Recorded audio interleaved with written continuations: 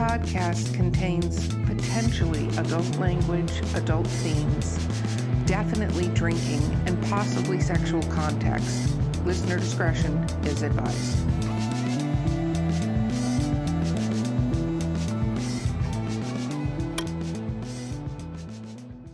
Okay, welcome to Drinking with Authors Literary Briefs. I'm your host, Erica Lance. My co-host today is the amazing C.R. Rice. And our guest today is the amazing Isabeau Morgan, who wrote Storm Star. Yay! Okay, the insert sharing, producers insert sharing. Let's talk about what we're drinking. So I have some more liqueur from our sponsor, Skunk Brothers Spirits. I have Viking Lightning. And I put some more in a little cup here. And this is 80 proof. So basically my entire face is on fire when I'm drinking this, but it tastes like honey. It's really, really awesome. And goes really well in the other thing that I put it in, which is my Ice Spice Baby, which is actually a cranberry cider, believe it or not. And it's in my Drinking with Authors swag cup. So I'm gonna have a little more of this. CR, what are you drinking while I burn my entire face off doing this? I am doing my green tea and vodka in my... It's happening. It's happening. It was pretty great. I love the reaction. It was a very good emphasis. Yeah, this is not something I can drink straight. I'm gonna be honest. This is something I have to mix. But, ooh, okay. Isabeau, what are you drinking? I'm drinking St. Ambrose Cellars Topeo Ambrosia mead. I always mess up that word, but it's really delicious. And I got it from Savannah Bee, which is like a local honey and meadery depot. So I like that she said meadery. It's a local meadery. Mm-hmm. I need a local meadery. I'm a big fan of meaderies. I love mead. Yeah, this says this is a smooth sipping moonshine. And I just might not be a sipping moonshine kind of girl, but it is sweet. It does taste like honey. It's just 80 proof. So it tastes like honey and lights your face on fire. I'm very excited about it. Okay. So Isabeau, are you ready for rapid fire questions? Sure. Okay. The first one is, what is your favorite book of all time? Ooh, my favorite book. Right now I do like a book called... Shoot. Okay. Let me think. That's why we do this after we've been drinking for a while. Go team. And actually, let me find this book real quick. We should start doing buzzers. Like we should give everybody a certain amount of time. And then when they don't answer it, we just do a really obnoxious buzzer to like frazzle them. And then we ask the next question. Or we just insert a book that we are thinking of at the time. We could do that too. There we go. I like it. Sorry about that. I like Stephen Graham Jones's Mongrels. This is like my new book I'm kind of chewing through, but it's really cool. It reminds me of one of my favorite movies, Near Dark, but it's mixed with werewolves. And it's really neat how this werewolf family is traveling across like Southern America. Very, very cool. Mongrels. Okay. What is your least favorite book?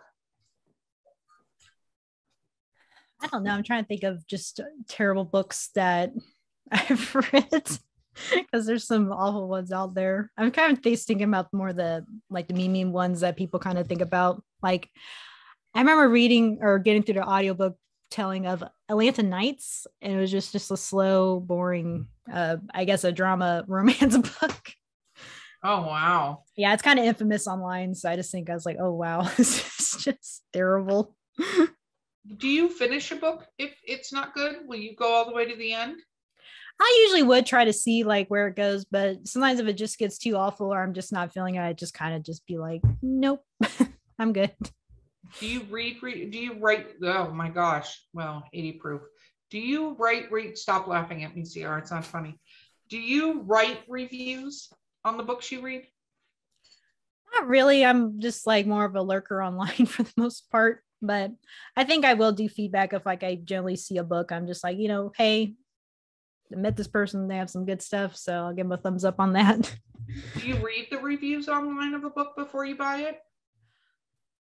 No, not really. I guess it just kind of depends because I don't know, I feel kind of like old school. I mean, there's so much technology about reviews and stuff. I kind of just like going to a bookstore, seeing what's out there, or if I get like a recommendation for a friend, then I'll usually will check it out. What about your reviews? Are you reading your reviews online? Yeah, so I just check to see what people are saying about my book and how they feel about it. And, sometimes you can't really let it get to your head if it's like a negative review or anything, but sometimes you can probably learn from it or just be like, you know what? I don't know. This is how I write. No, it's true. Reviews are an interesting thing. Okay, CR. If you could become the main character in any book, but you have to follow their storyline, what would it be? Shoot, I think I'd probably do romance because you usually end up with a good ending. And just depending on who you marry to is just something, I guess, luxurious. Maybe like it's a really like feel good kind of story. So I probably would go into that. Like if somebody said, well, you have to be a protagonist in a horror book, I'm like, no. I did not want to go through that. Just give me the happy fairy tale ending. That'd be my best life. Oh my goodness. No, totally. So do you have a particular character you would do or just random romance character one? I think of it somebody that's like, I guess self-motivated and ambitious, not really like a way of just kind of sitting around for somebody. Just, somebody with just a little bit more progression. Like when I write romance or rock, it seems like both characters have something going for themselves, just not some, I don't know, some one-sided thing where it's just like, oh, save me. I kind of just like more realistic, I guess, interpretations of romance. No, that makes sense. What about your favorite book to movie or TV show? Like a book that you love that was made into a TV show or a movie?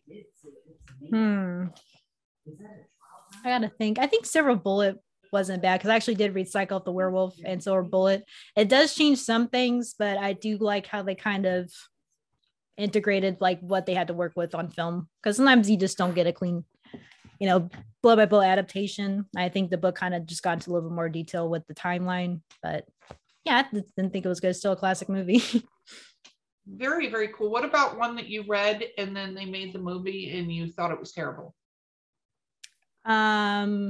Shoot, probably just I don't know. I'm trying to think because I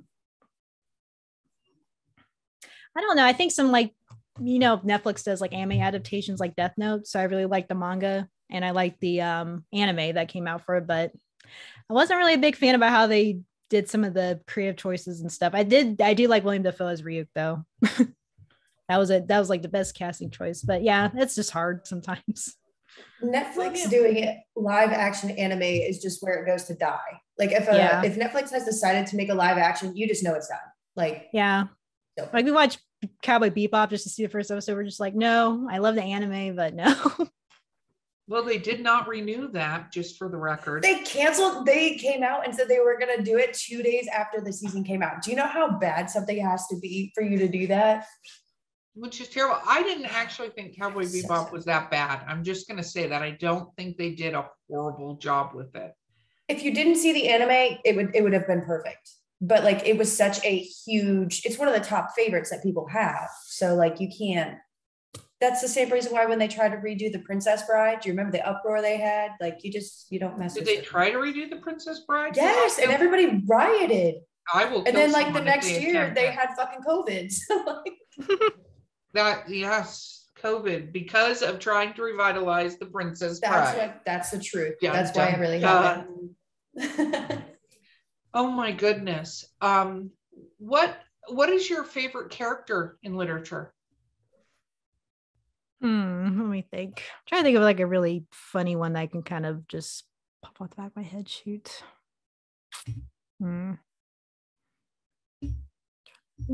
Think. Oh, I do like Blue Coyote. I forget who the writer was. I'm sorry, but that was really interesting because it was like Indian mythology kind of in a modern setting. And I really liked how they interpreted Coyote as a character. Like he was just a chaotic trickster who kind of was just there just to teach the main character a lesson.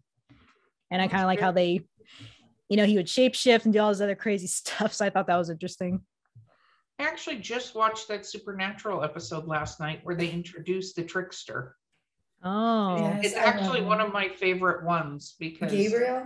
Yes, where they introduce him. I think that was one of my favorite Supernaturals. Just gonna say that.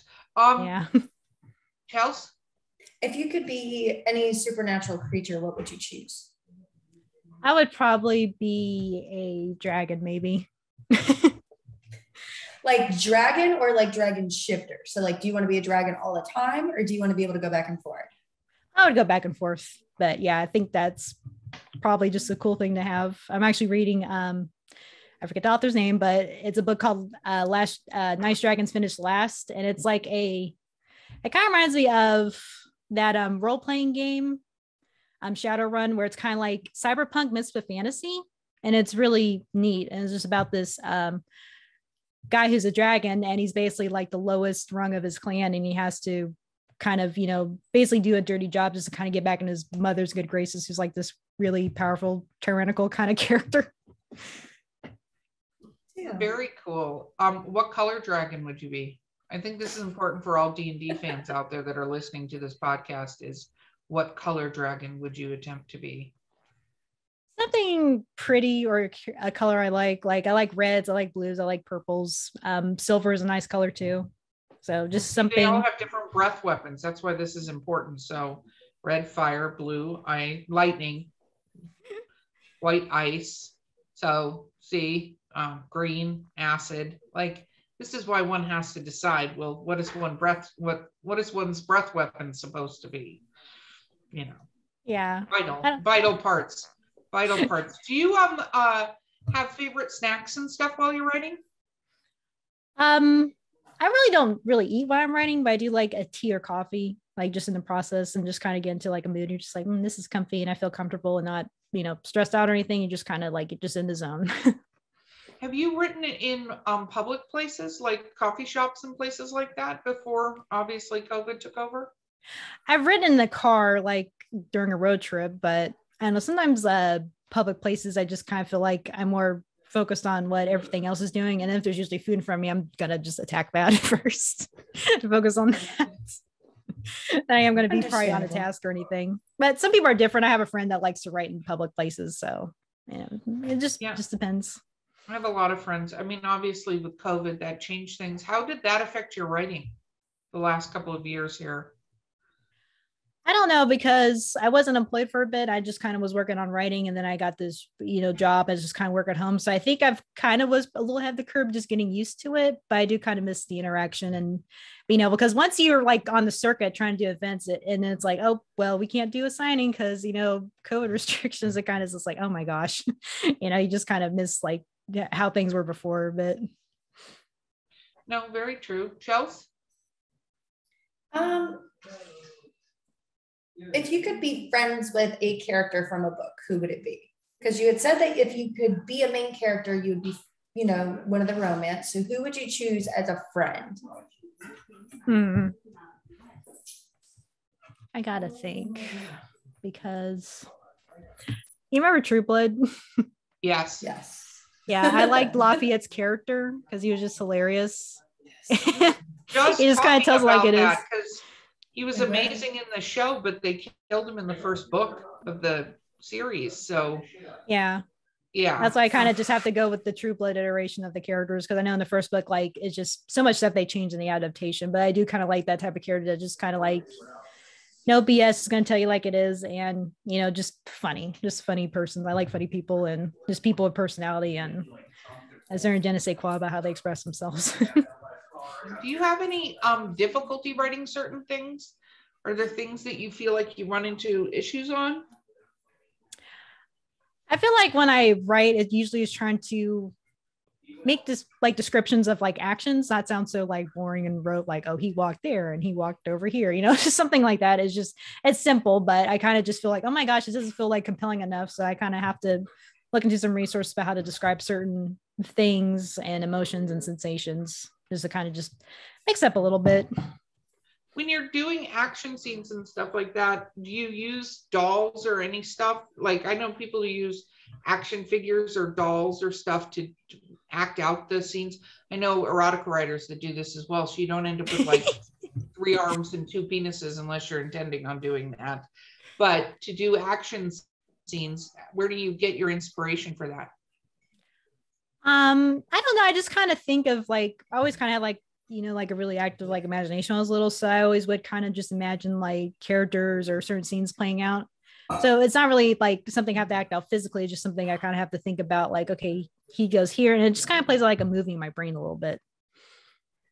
Very cool. Chelsea? What is your ultimate like writing kryptonite? Like the one thing, no matter how good of a role you're on, that if it happens, you end up just completely lost for the day.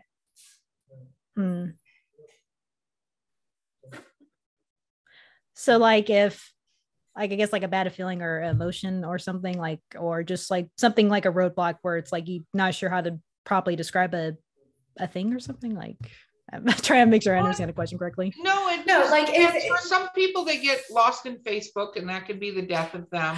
Oh, like you're doing really good and then like your phone rings and like you're just done, even if you don't answer it. Or yeah, I guess sometimes like I don't know, I kind of have like a good thing social media, but sometimes I just do have to turn notifications off because, you know, it's like Apple, I kind of write on the MacBook, so it's all integrated. So sometimes it's just like ding, ding, somebody texts you, ding, ding, somebody's calling. It's just like, I got to shut that down and just kind of just do not disturb. Very cool. What is the most interesting fan interaction you've had so far regarding your writing?